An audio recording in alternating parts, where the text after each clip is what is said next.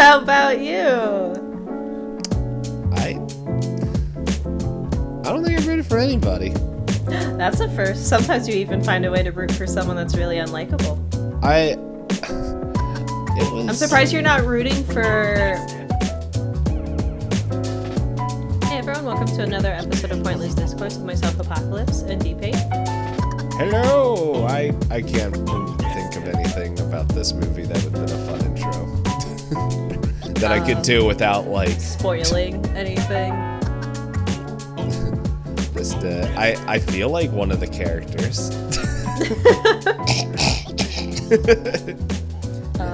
But yeah, I feel rusty. I mean, granted, we've had longer breaks between recording episodes, but yeah, you had yourself a little bit of a vacation. Mm-hmm. So I got a gift from that vacation. I also won't be super distracted by trying to turn a phone on and off. You don't have to try and salvage any files today. Yeah, as I try to figure out how to mute my phone. There we go. Different learning curve. Yeah, but now it does this. Woo! For our audio listeners, it can fold. Yeah, it still freaks me out. Just gotta trust the process. But the nice thing is, I got this little display thing here, so now I can bring the timer up on here.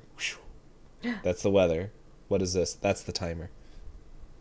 This is really fun, but not really functional. The nice thing about this is, for the camera, I can open it up, and it will be like I can hold like a camcorder, and this display right here will like do a selfie mode so people can see what they're looking at. Oh, exciting.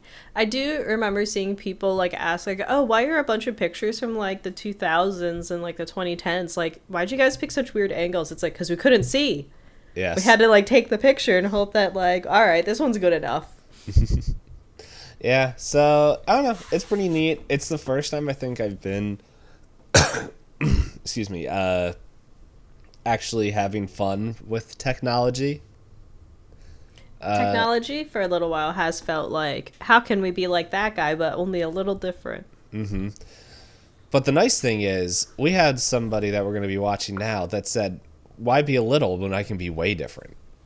Why not basically have my own verb for my last name become a verb for movies, because they are terribly unique. But if this is your first time finding us, we are going through and watching... Hello, welcome.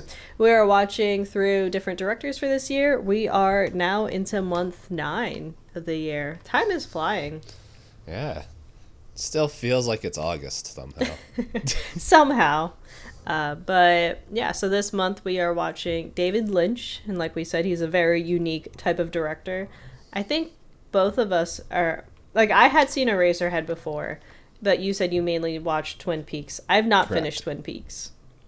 Technically, neither have I. But oh, because I did bring it back for a bit, right? Yes, but I love Twin Peaks. I also love Deadly Premonition, which is literally Twin Peaks, the video game, which they wanted to do, but they couldn't get permission. Is Deadly Premonition, is that D3, or is that... No, Deadly Premonition's another game. You're thinking of D4. D4, yeah. That one is also very out there. And yes. I also enjoy that one a lot. The fun thing is... Okay, this is hitting a part of video game stuff where I sort of know a little bit too much about. But it's made by Swery, who does a bunch of stuff. But he did Deadly Premonition because he wanted to make... He loves Twin Peaks. He's obsessed with it. And so he made... Deadly Premonition, and then he wanted at this time this is when Telltale games were starting to come off, and that format was really popular, so he wanted to make his own, which is D4, which is really unique and really cool. It's just no one played it, so it never ended. It never got its continuation. Yeah, it's so cool. and the way it ends, you're just like, I need more, and there'll never be more because people are dumb. Yeah, because I think I played it at the time on my Xbox, so it was part of like Game Pass or whatever it was at the time. And I was like, oh, I can't wait for the next installment. Turns out, There never will be one. However, in Deadly Premonition 2, there's a little bit of time trickery where you are interviewing the character from Deadly Premonition 1. And he is in the apartment of the main character in D4. It's all connected. But you did say some of the movies we have later are considered interconnected, right? Yes. By David Lynch. Yeah, the last 3. We have a 5-weeker in September. Exciting. But before we get too lost in all of our discussions, what are some notable facts about David Lynch and his directorial style? One thing that I think it is just important to mention, we have watched some directors. It feels like the past couple months we've been watching directors who are still alive. David Lynch unfortunately passed this year in January 15th. Apparently, I feel like the Wikipedia here like kind of does him wrong, where he's like, he's a lifetime smoker. And so he died from complications. I don't know how to pronounce this, but it's like emphysema. Yeah. Mm-hmm. After being evacuated from his home from the January 2025 Southern California wildfires. And it's just quick reading that. It made it sound like his smoking started the fires. But yeah, so unfortunately he passed away. And just from the Wikipedia as well, and like just from this article that I found real quick, of just some of the stuff there, is that like he does surrealism and like kind of just a real different take on horror that I feel like I don't think we have explored in most of our stuff, but yeah, so according to Critic Film website, criticfilm.com, his filmmaking style is dreamlike and surreal imagery, which I feel like I'm going to read the word surreal so many times that its meaning is lost. So it's not going to sound like a word anymore. Yeah, so, and I love it when I look up a word and they use the word in the definition. First thing, having qualities attributed or associated with surrealism. It's like no. Anyway. In fourth grade, if you wrote that as a definition, you would get no points. Exactly. But number 2 is an oddly dreamlike quality. And the third definition here is resembling a dream, like more fantastic in an wow, I can't pronounce that word either. But yes, I wanted to make sure because I read surreal like 5 times in the past 30 minutes, and I'm like, is this word what I think it means? But yeah, he blurs these kind of reality and these dreamlike scenes, which in this movie we do see. He's also known for his dark and disturbing themes. Excuse me. As just going into the human psyche, probably a little bit differently than what we've seen from most of our directors here. He has layered and nonlinear narratives. I'm not reading little paragraphs. I'm just reading the quick snippets. This one I will totally agree with, especially from this movie, is unsettling sound design. I had to make sure that my sound... I feel like I haven't had to do this for a while. But I was like, is my sound on? At the beginning of this movie. It's like the opposite of some other modern movies where you're just like, please, it's so loud and it's all the time. This one you're kind of just like, it's really quiet. Okay. Yeah. I was like, I hear it now. I haven't had this feeling since we did our A24 run. The use of symbolism and metaphor, which is something we will be talking about with this movie, and I feel like a lot of his movies. Complex and eccentric characters. I feel like, I don't know. There's definitely a lot of weird people in this movie, but but no, I feel like that line. I'm just like, yeah, that's pretty much everyone in Twin Peaks. So, an exploration of the subconscious. Once again, we'll be talking about that. Distorted and unconventional storytelling techniques. Let's see. I was just kind of scanning through here real quick, and they pretty much just say what they said in that little snippet, but with more words. Like, no actual examples.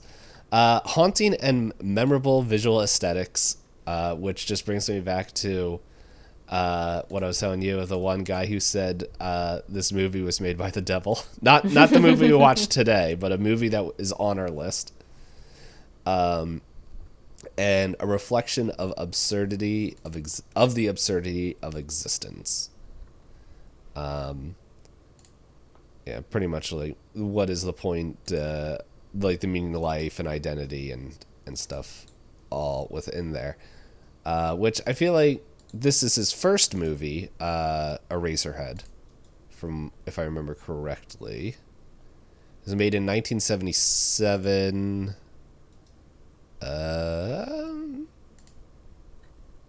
Let's see. Yeah, Eraserhead's his first. I realized the only other movie I watched of his was Dune.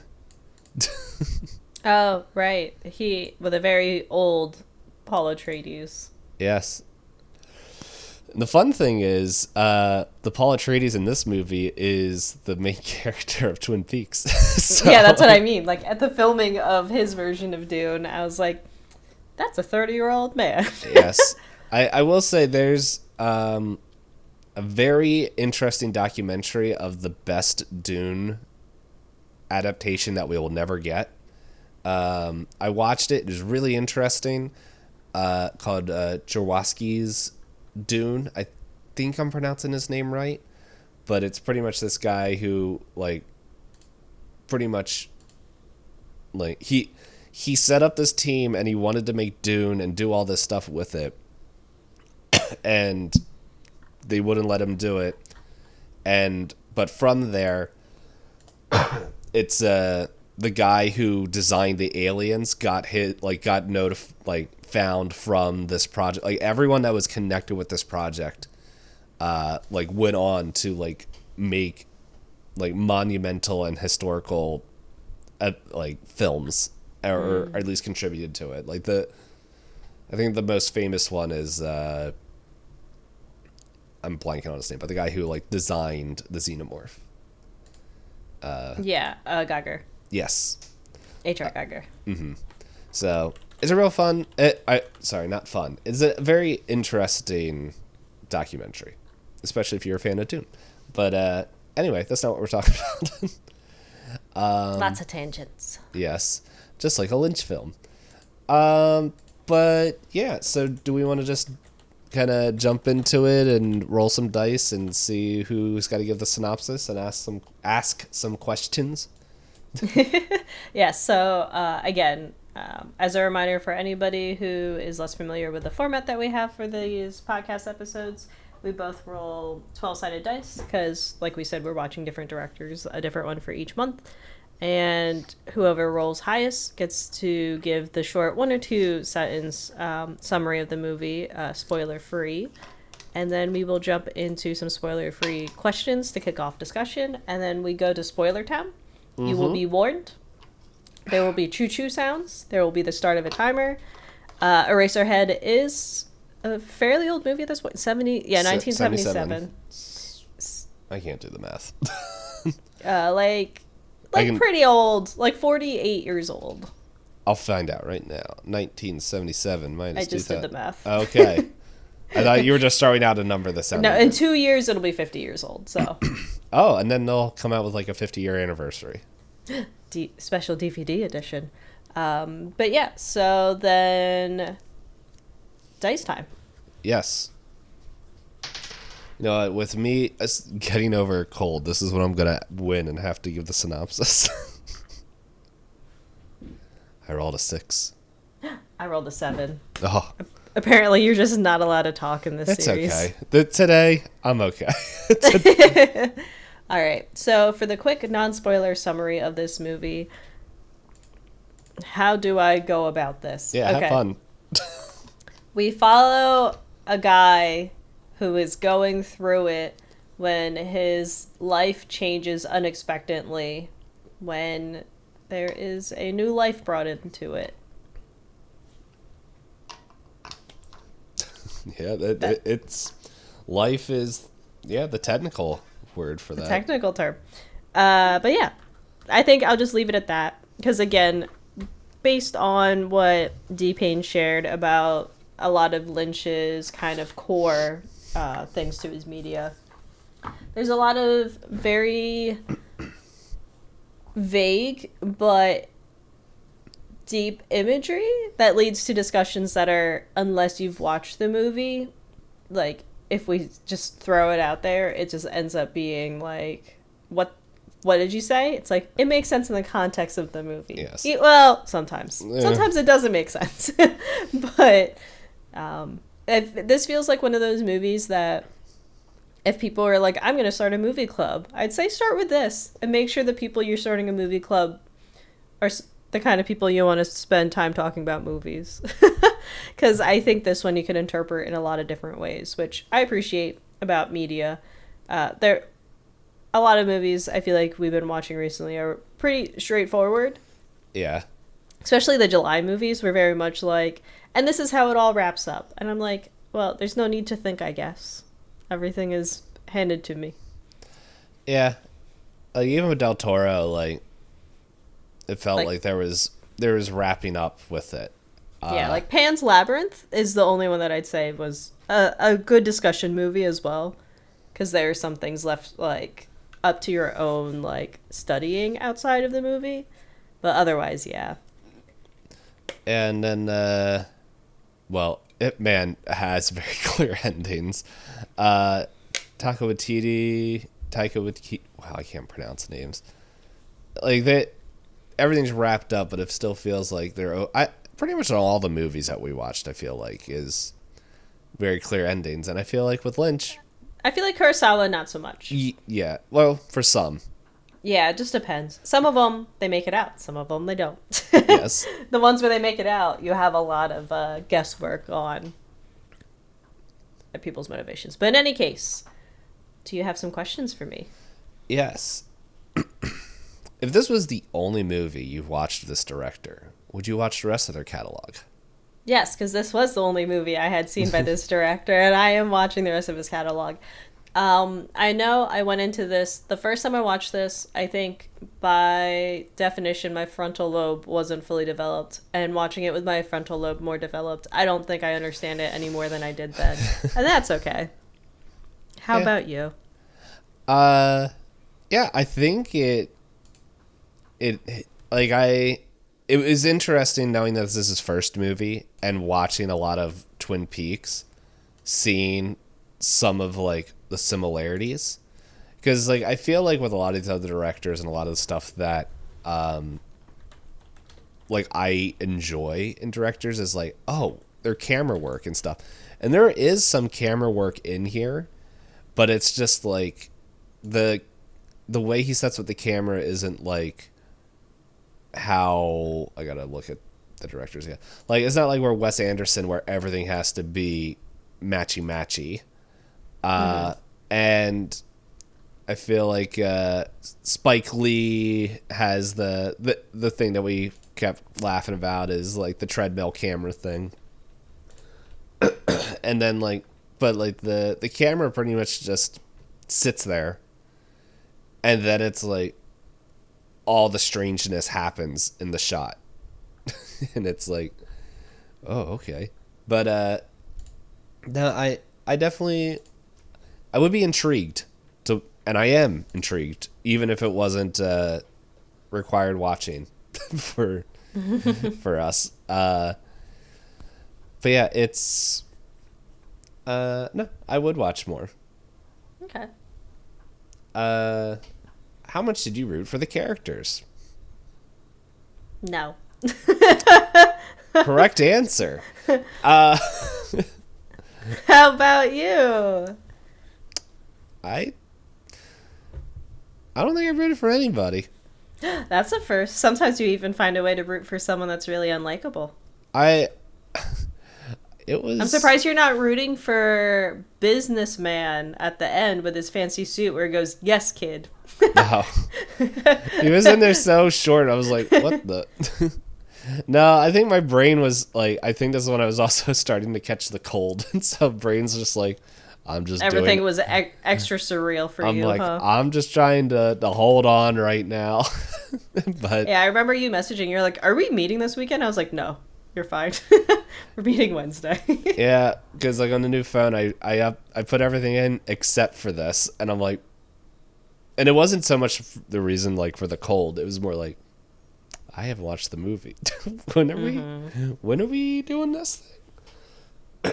But yeah, you know what? I rooted for the grandma smoking in the kitchen that just held a bowl. She helped prepare dinner And and then smoked his she cigarette. never showed up again. So, what grade would you give the plot?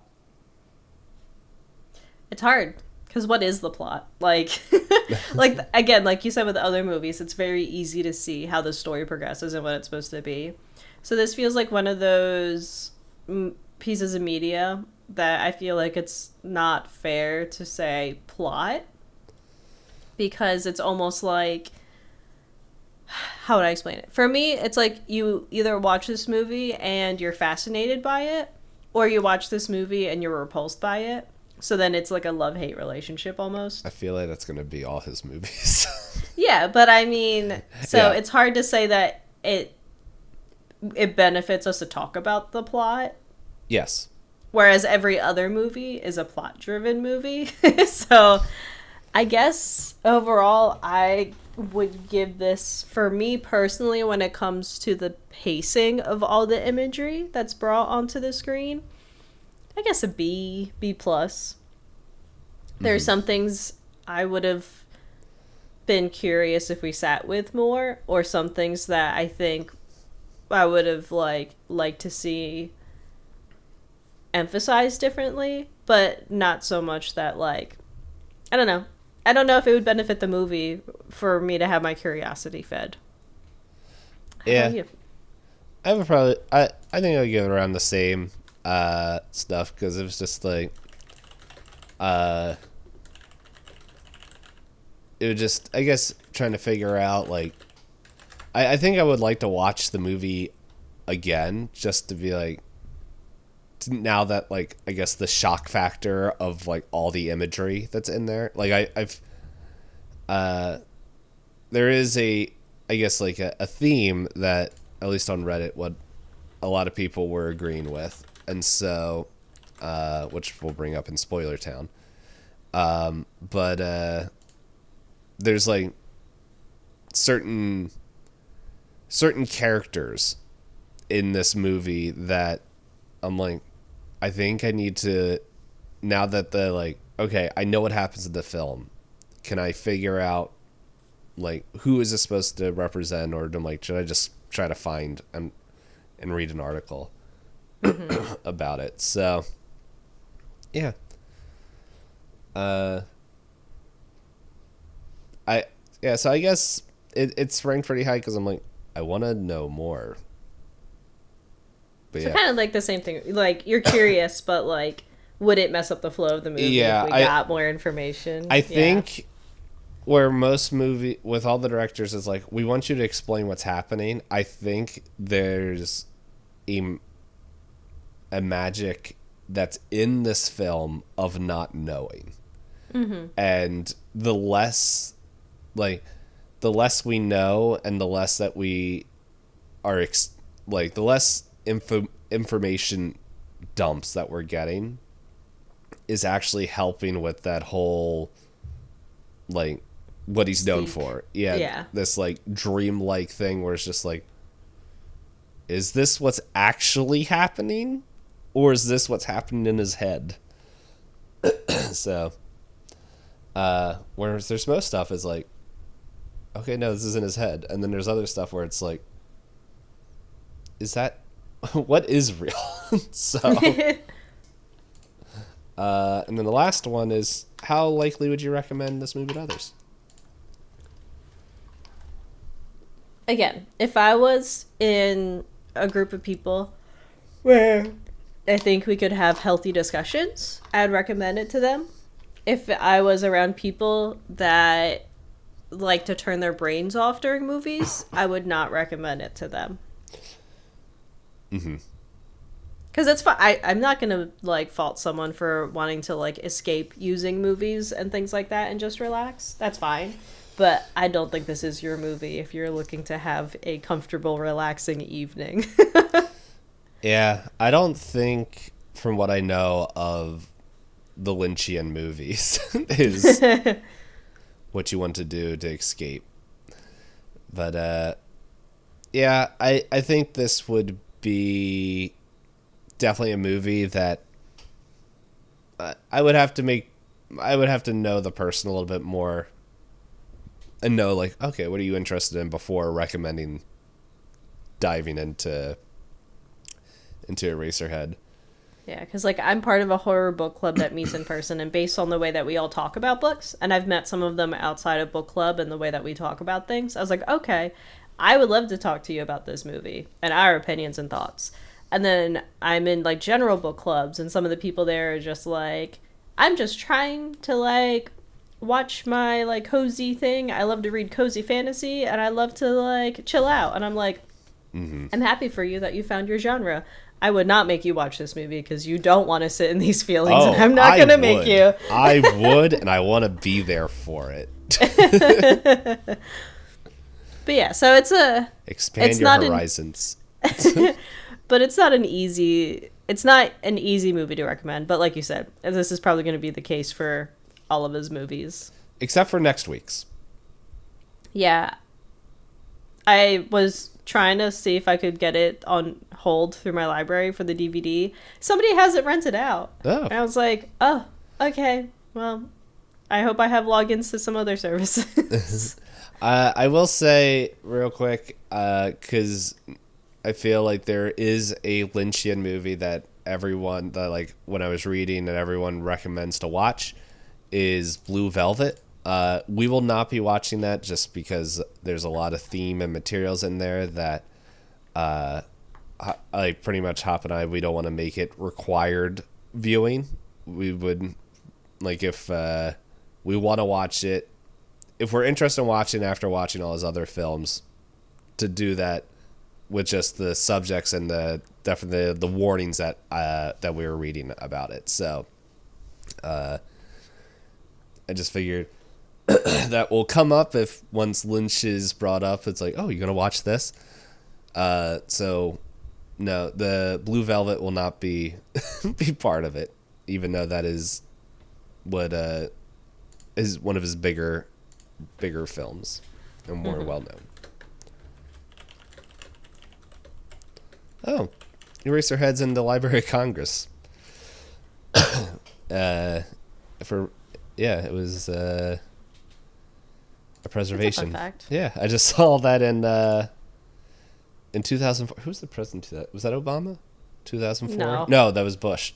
Yeah. I was like, I'm getting all the there years. There was a pretty major event that happened pretty close to that. Yeah, stock market crash. Housing bubble burst. Sorry, a complete aside. I've been, like, consuming a lot of content from, like, Smosh because, again, you know, sometimes you need, like, serious content, sometimes you need your silly content. Yep. And one of the people on Smosh, there's a viral clip of her. They have a game they call it Jeopardy, you know, so no copyright. And they're like, what do you think happened in 2011? And she confidently says, 9/11. And everyone went, oh no. Like, everybody in the room went, oh honey. I think all of New Smosh, I learned everything about New Smosh against my will. It just shows up on my timeline. Same with like Critical Role and Dropout TV. It's like, it's funny. I have been consuming Dropout TV some more. They have a show that it's a really old show at this point, but it's called Actually. Yes. And so I've been watching clips of that, and I learned that Wolverine is Canadian. Oh yeah. Yeah. I don't really read comics, so they had, I don't know if you've watched Silicon Valley, but there's an episode with one of the actors from Silicon Valley, and he shows up dressed as a jock, and he's like, I hate nerdy stuff, and he's like playing a whole bit. And then they start reading off the X-Men characters. They're like, and these X-Men characters are American. And before he finishes, he goes, actually, Wolverine is Canadian, because I think the actor is Canadian. And then he goes, not that I would know, because I'm a jock. Like, I don't. So it was a very funny episode, but. Yeah, it's. I actually have the Wolverine origin comics on my shelf. Speaking of, I have to get up to get them, but I'm not. Yeah. So. I've realized the only things I've been able to follow along with is when they have Firefly questions. And I was like, I haven't watched Firefly in years. Oh, man. But I was able to answer that. But some of the more common themes seem to be like Dragon Ball Z, comic book characters, things like that. Yeah. And I'm just like sitting there going, I'm learning a lot. Yeah, I think oh no, that's their other show where they just torture the DM guy, Mulligan. Brendan Lee Mulligan. Yeah.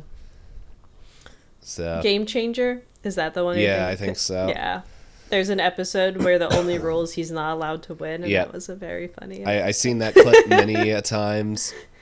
They have another series on there, and I'm blanking on the name of it, but it has one of the people that's on there, and I think we talked about it before, but I love watching anything that he's in. Ross Bryant. I know there's Make Some Noise is one of the popular ones. That one is it's like Game Changer, but all the prompts are like musical improv or musical related. Yeah. And so, well, like I'm listening to a podcast that he's on and he's playing Call of Cthulhu.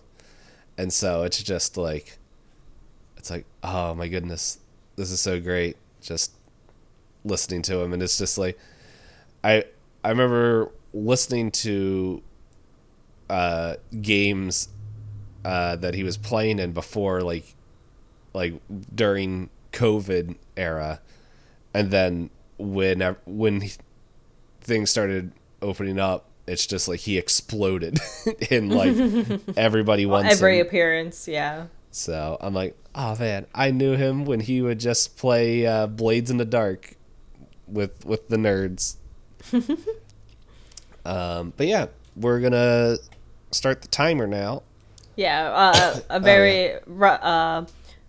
we went from one stop of our comfort media that we watch to our next stop on the train, uncomfortable media. Yep.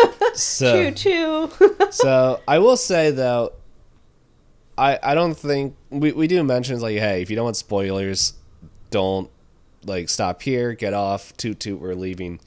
I will say, if you haven't watched Eraserhead and you have even just any curiosity of watching it, I would say stop here and go watch it and then come back, because I feel like Eraserhead has a lot more strength when it's not spoiled.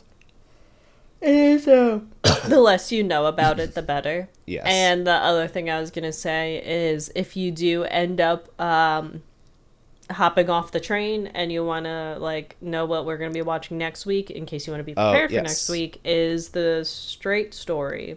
Yes. By David Lynch. Which you said it's like owned by Disney Pictures, and it's supposed to be like PG and based off of a true story. So a bit of a turn from what we're watching this week, but Yep.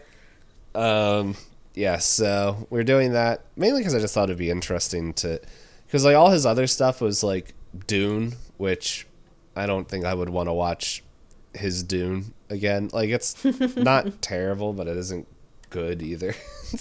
And I think the other one was Twin Peaks Fire Walk with Me or something.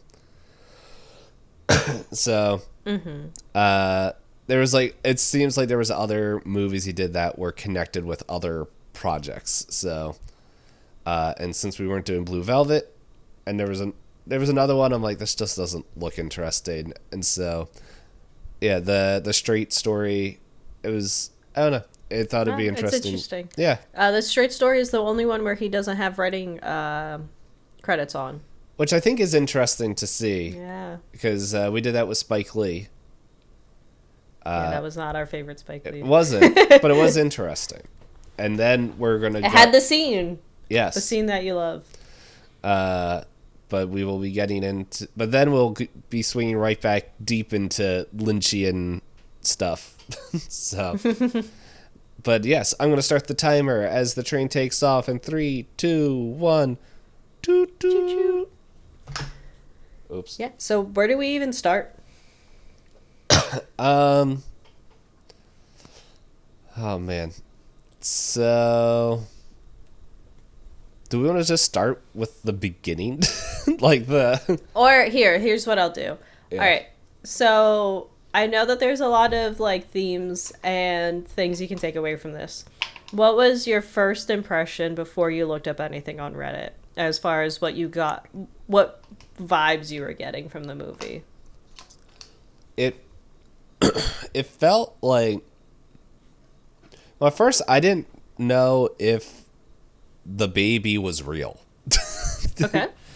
Because there's moments where it feels like it is, it feels like it isn't, and everything that's going on, but it felt like somebody who wasn't ready for that stage of life to be a father, having it thrust upon him, and then just all, I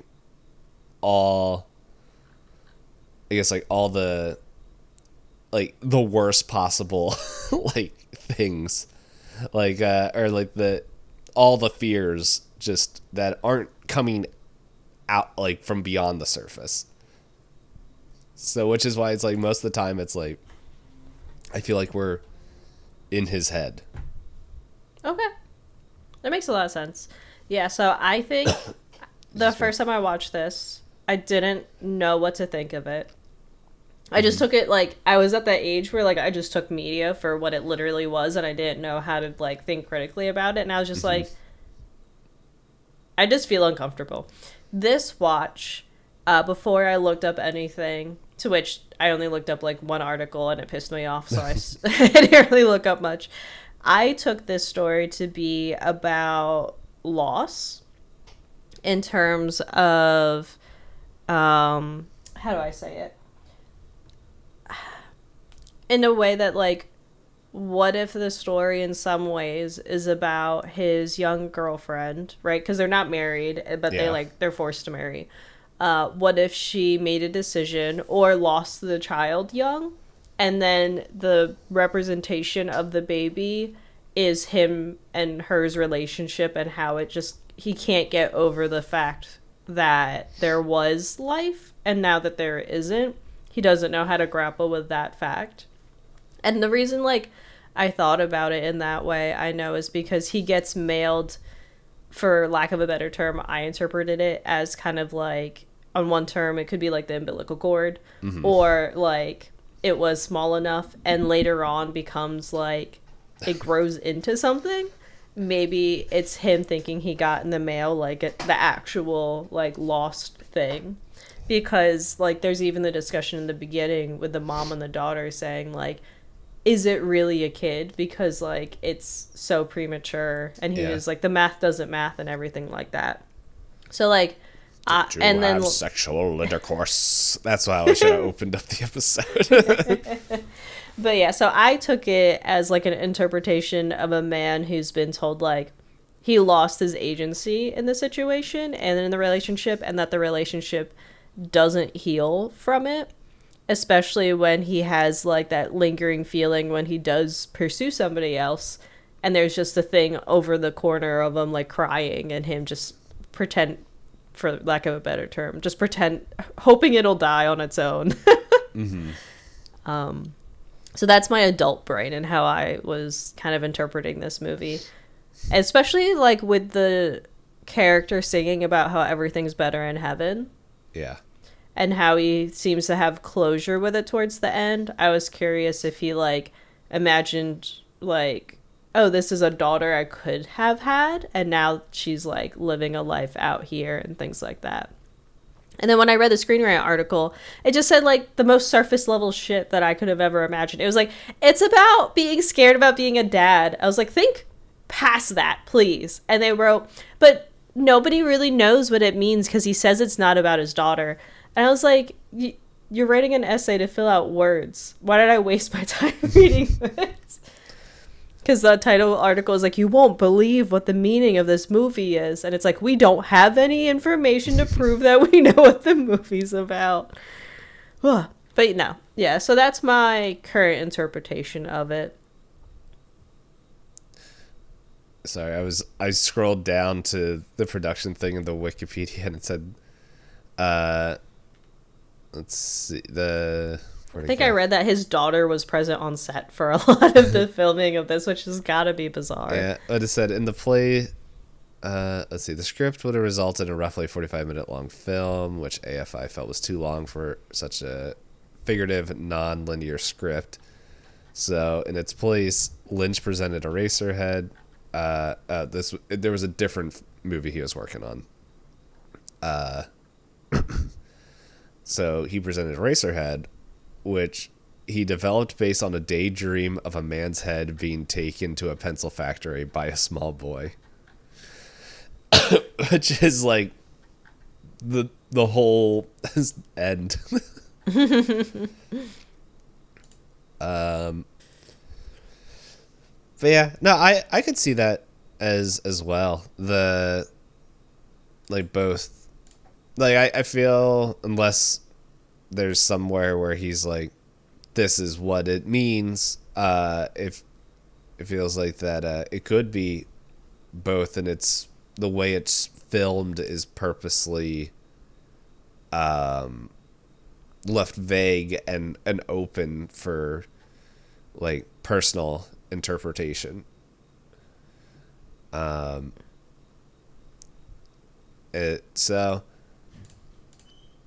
yeah, it was just interesting, like the whole, like, there were so many fluids. Lots of fluids. I mean, and I think that's why it lends to the theory that I had, because it seems almost like in some ways where it's kind of like his imagination regarding medical procedures, because again, like, the whole theme of the movie is that he's kept out of the loop of everything happening around him. Mm-hmm. Not that he seems to want to be in the loop, but again, like you said, like, we're inside of his head a lot, so he's kind of like, he's filling in all these gaps that nobody's willing to fill for him. But all I know is that I was really pissed off at him when he pretended to be asleep when the thing was crying and woke up his girlfriend and was like, oh no, I'm sleeping. And she started yelling at him, and he's like, why are you leaving? I was like, sir. It's like, why? And then it was just like, will you be back tomorrow? And then, like, her just trying to get the suitcase out from underneath as she's, like, holding onto the bed. It was like, there was so many, like, just watching, it was like, man, people are making... not a good guy. Yeah, that, and I'm like, man. Because, like, the whole beginning of this movie feels like, until she leaves, and it's just him with the child, is, like, her whole family just keeps making, like, these strange and like horrific kind of just like whole like reactions to his presence, where it's just like people crying and then just like almost like spasming, stiffening up, and then the dad's just like in a completely smiling, different, staring at him, yeah. and there's like the one thing where he asks him a question, and it's like he just freezes and just is smiling, waiting for the answer.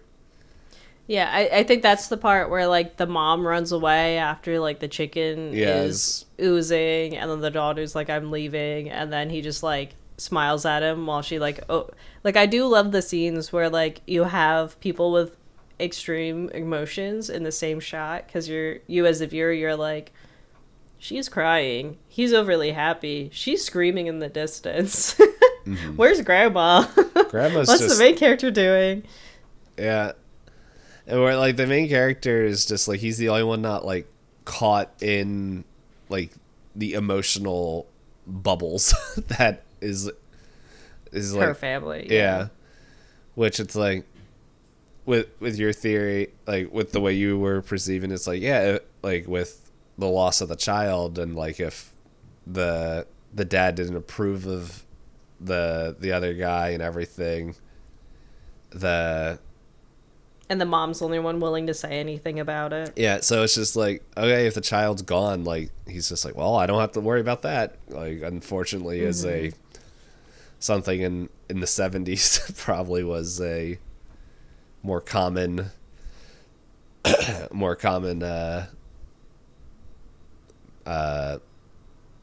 thought process. But, Yeah, and also the thought process of if you have been intimate, then you should already be married. Whether or not there's a kid involved, you know. Mm-hmm. And then it's just like the daughter like kind of just having her like own regrets with him, and just like the loss and everything, and just where he's not like, if he's grieving, He's not emotionally available at all. Yeah. Yeah, where's like it, because like the whole throughout the whole movie, it's just like it doesn't seem like he himself doesn't have anyone he can really talk to except for the lady in the radiator. And she just sings to him. Yeah, it just sings and steps on swish stuff.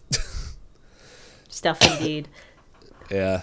So what was it? The Wikipedia had, that's what it was like, because like the opening, yeah, so it's like Henry Spencer's face appears superimposed over a planet in space.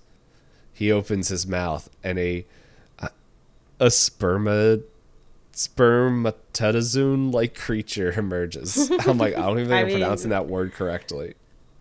There are definitely lots of those creatures. Yeah, but they just fall from the sky in the whole scene.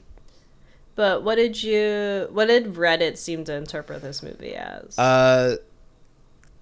Pretty much close, like at least with the, because I didn't do like a huge deep dive. I'm just like, am I far off?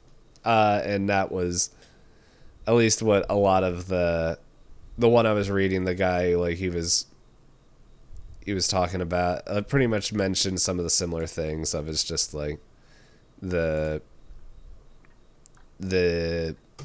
wow, brain just went kapoots.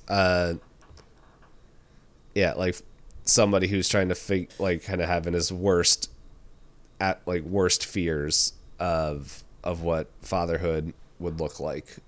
So that seems what like the majority of it was. But I didn't read every article because I'm like, I need to go cook now.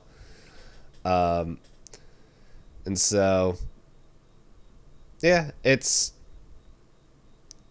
yeah, I guess like looking at it is like, I agree with yours, and I can also agree with the others. It's just like, I don't know. It's not like how in Pan's Labyrinth where Del Toro was like, no, the magic was real. Like, which also, like, I get it, but also you shouldn't have answered. You should have just let it be. Yeah, and it's like I feel like Lynch is like, nah.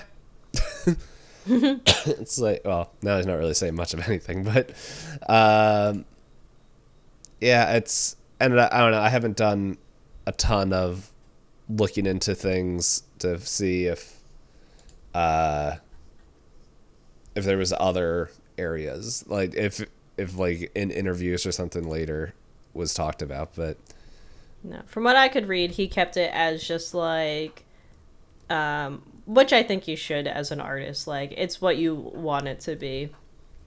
And then I think people asked if it was inspired by his daughter, and I think he said no. But I guess he did have his daughter pretty close to the time. Like, I think they were like, "Oh, was your daughter the inspiration?" He's like, "Eh." But it does make more sense that if the pivotal scene for him was figuring out the head part for the erasers, I could see that. But yeah, so I guess then, yeah, I don't know. Like, this movie again, it's not tangential, so talking about it in a tangential way feels like weird. um, Visually, what was your favorite scene or scenes? There's a couple that stick out. So, I don't know. Do you have a couple that stick out as well? Because we can go back and forth. Yeah, one that, again, watching it as an adult, oddly enough, my favorite is the off-kilter camera angle in her family's house when she has him cornered and he looks so tall compared to the other two. Yeah. So it gives off this weird feeling of, like, I took this movie to be in his perspective, which makes sense given, like, the theories that you had as well, where it's mostly in his head. But it kind of set up for me pretty early on that the perspective that he thinks he has, like, more room to stand on than these other people that he's supposedly connected to because he supposedly loves their daughter, right? But the way that that's shot, like, questionable. yeah, the daughter, Mary, looks so small compared to him, and the mother, even though we know they're about the same height, is just, like, off kilter just enough to do the illusion where he looks a lot taller and a lot more, like, grandiose than the other two. Mm-hmm. And it's also just him standing there without emotions. The mother kind of, like, in his interpretation, being, like, making moves on him while the daughter is trying to separate them. And I was like, something about this is satisfying. But along with that, like I mentioned earlier, the one where the daughter's peeking her head through and crying and the dad's just smiling vacantly at him. Mm-hmm. Like, I like those two scenes a lot as far as, like, being it, as I hear people say, just to feel something. Like, those two scenes, I was like, there's a lot of feelings from just, like, this still by itself. Yeah. Yeah, that, I feel like after the confusion of, like, the first 10 minutes of the film. Of it just being silent. Yeah, silent, and then, like, the like, like, the engines going and meeting the scarred man. I don't know if he has a name, but, just in there. I took him to be covered in barnacles is how I saw him. Yeah. I will say everything is creepier in black and white. Oh yeah, I was wondering, it's like, oh man, did they not have color? It's like, no, they did, because I know there's a movie that I watched and own that I think was done in, like, 56 or something like that, Cool Hand Luke, and that's in color. So I'm like, oh, that was an artistic choice that just totally pays off. It probably hides a lot of the, like, the creepy, the, like, I guess, like, horror scenes later, but but yeah, it was, because it goes for, like, so long until, like, there's any real dialogue, and I was like, is this whole movie just silent? And then as soon as I was wondering that's when the hot neighbor was like, hey, this girl called saying you could come over. Okay. Just slams the door. Well, the hot neighbor, aka the only neighbor.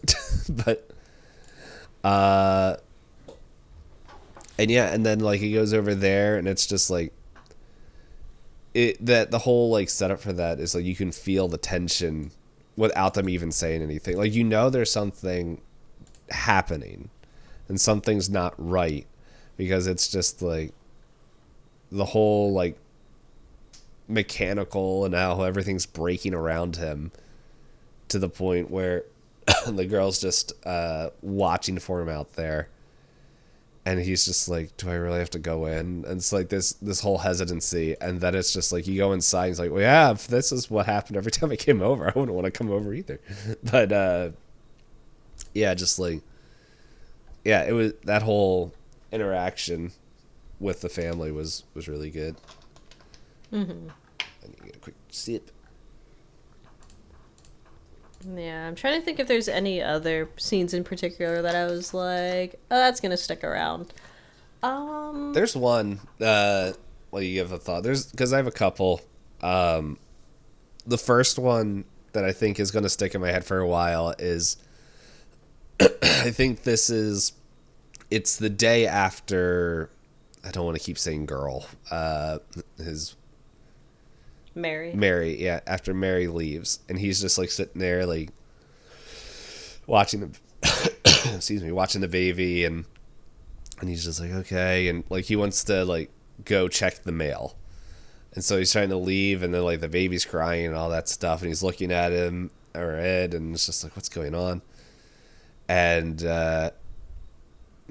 is it a girl or a guy? The baby.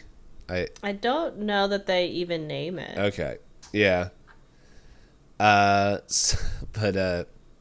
he's like looking at it, and then he's just like, and then he gets close, and it's just like this real gross like up scene to it, and he's like, oh, you're sick, and then it's just like this 180 turn as it's just like mucus slime and just like boils all over. It's just like in labored breathing, and he's just like his like, oh, and like it's like, what the heck? It's like, what is this? And it's just like this thing is festering on his table, and so that whole scene was stuck out to me a little bit because it was just like, oh, okay, wasn't expecting that. Like, it was already gross enough. Yeah, I mean, and then of course there's the whole sequence of when he gives up and cuts the bandages off of the creature to see like that it's again like the Mary is like, we don't even know if it's human. And when he had, I guess for lack of a better term, has enough of it, he goes and snips, and then it doesn't stop. It like it grows super long. It has like infinite amount of whatever pouring out of it, and he's just sitting there going, "What have I done?" It's like, yeah, that's a great question. I have no clue what you've managed to do. And again, it's one of those scenes that like it goes on for so long that you're just gonna remember the scene because you can't not remember the scene.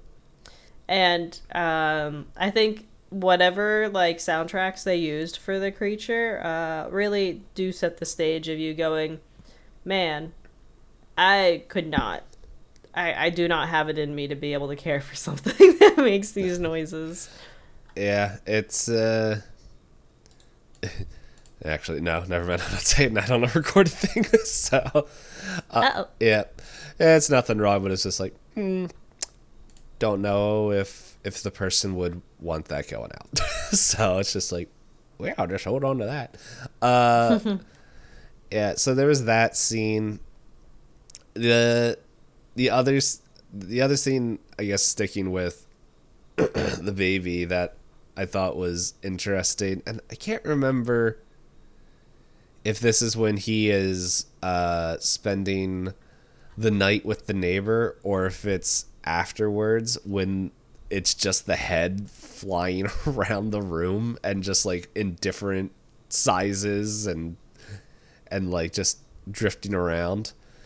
I think it might be after. I think it's after he cut it. Yeah, because when he's spending the night with the neighbor, he's just crying a lot. Yeah, and he goes into hot tub bed, and I'm like, man, they held their breath for a really long time. But especially whatever Henry, the actor's, I think his name's Henry. Yeah. Yeah, the character. Because like he's under the water, like I feel like for a good 10 seconds before, and like he's all the way under there, and like she spends like 30, 40, maybe a whole minute of just like, what the heck is that thing in the corner? Which it's like, I feel like that interaction alone was like, okay, this thing's real. Because like up to that point, the only people that we see interacting with that with the baby was Mary and Henry.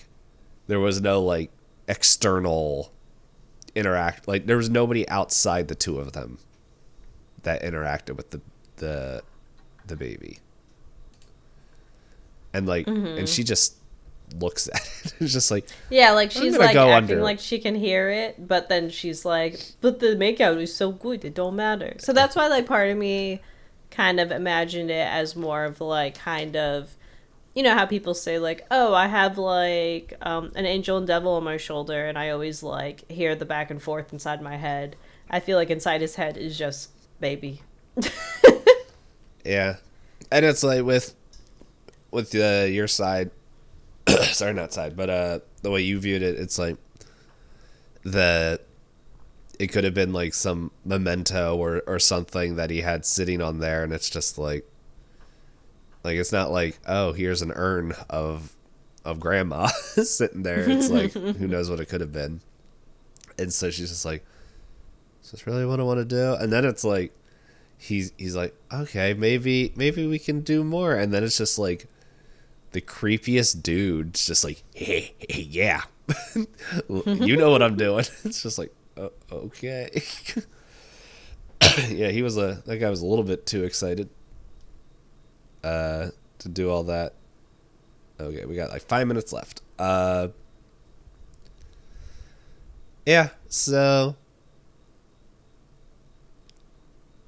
yeah, the baby was, I feel like that was very memorable with the scenes when it wasn't just like dying on the table, but all the different things it did. And then yeah, and then it was like the In Heaven, the song, with that whole point. I know you mentioned that before, and yeah, I don't know, it was just, I feel like compared to, and I feel like you've said this and we mentioned it before, but it's compared to other movies that we've watched, it's hard to be like, oh man, you remember this scene or this, and like in a of like where we could talk about like, oh man, the camera or the setup was interesting, where it's just like we saw what happened, and it's like if we are still like trying to fully grasp what we saw, it's still hard to like have, I guess, conversation about, which I don't know, I think I do enjoy that. Where it's like we're getting stuck or just like it feels like not every part of this movie we can be like, oh, this was a symbolism for this or a metaphor for that. Yeah, and I think a lot of people don't let themselves be exposed to media like this, right? Because it does turn on different things in your brain that you might have not have realized are there. Like, without saying that the character is scared, there is just the overall sense of like unease and fear.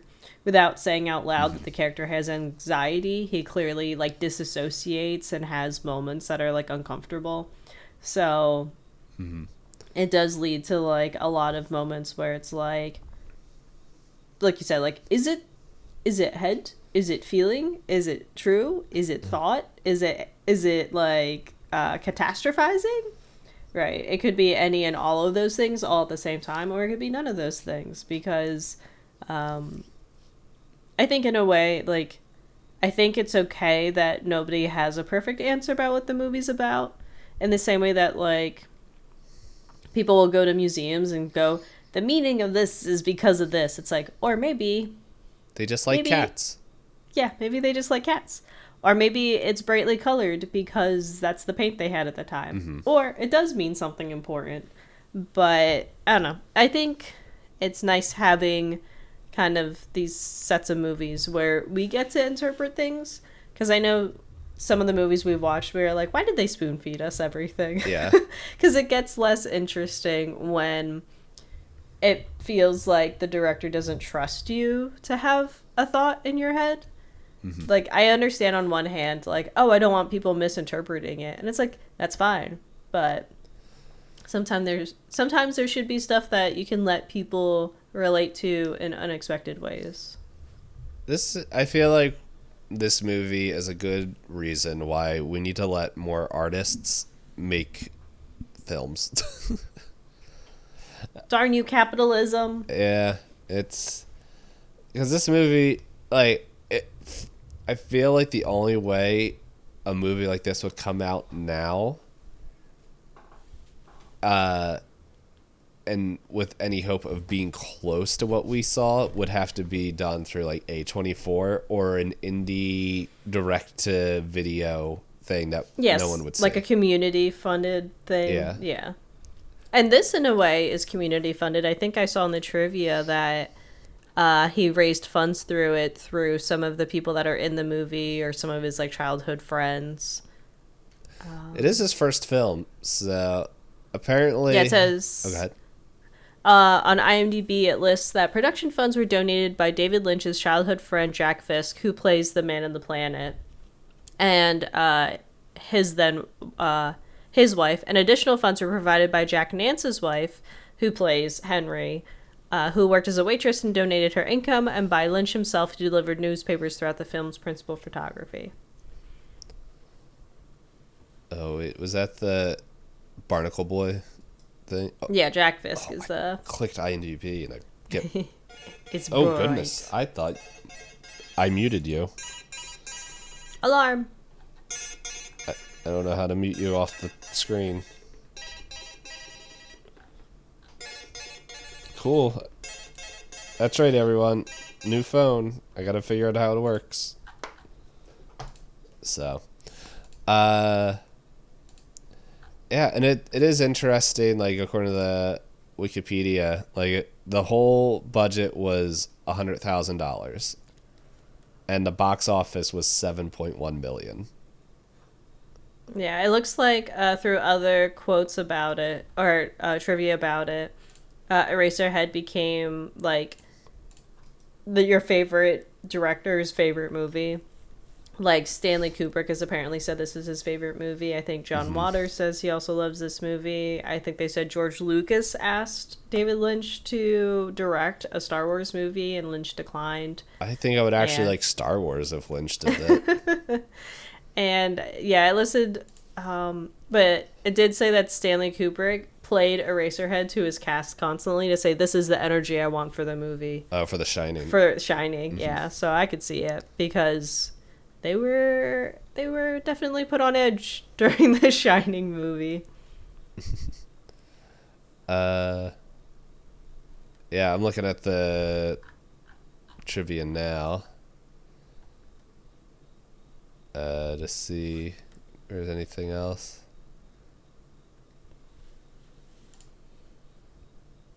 Oh, that's fun. So, the film star Jack Nance never knew or exactly cared what Eraserhead meant. In an interview with the Twin Peaks fanzine wrapped in plastic, and said, "You guys get way too deep over this business. I don't take it all that seriously. It was only a movie."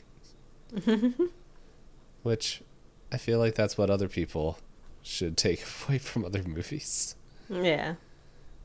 Oh, well, we also mentioned this guy earlier. Geiger cited this as one of the greatest films that he's ever seen. And that it helped him get closer to his own vision of his own films. So. Oh, yeah, there it is. Yeah, so he offered to collaborate with Lynch on his version of Dune, as Geiger already worked with Alejandro Jodorowsky's aborted version of the movie. But Lynch declined because he felt like Geiger had stolen his ideas. Yes. Oh, interesting. So, yeah, more specifically, the infamous chestburster from Geiger's Alien was supposedly ripped off of Lynch's deformed baby in Eraserhead. Yeah, but it says that Geiger claims that he hadn't seen Eraserhead at that point, Yeah. and he did not make the chestburster. Yep. I didn't. Yeah, I got halfway through reading it and I was like, okay.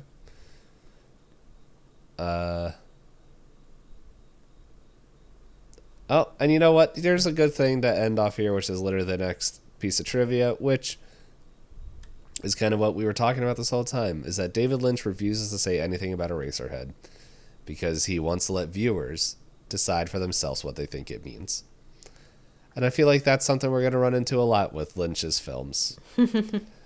Once again, we are going to be watching The Straight Story before diving into, I guess, more of his eccentric films. So, thank you everyone for watching and listening. Let us know what you think of Eraserhead. Do you agree with one of us, the viewpoint that we put out? I don't know. Is there a third viewpoint that we haven't really discussed? Put in all your theories in the comments, and we'll get to it in a couple weeks. Yes. But we, as weird as it is, it does feel like a bit of a fresh air to be like, no, we don't have everything all wrapped up nicely. But that is it. Y'all have a good night and a better tomorrow or day, whenever you're watching or listening. Until next time, I'll talk to y'all later. Bye.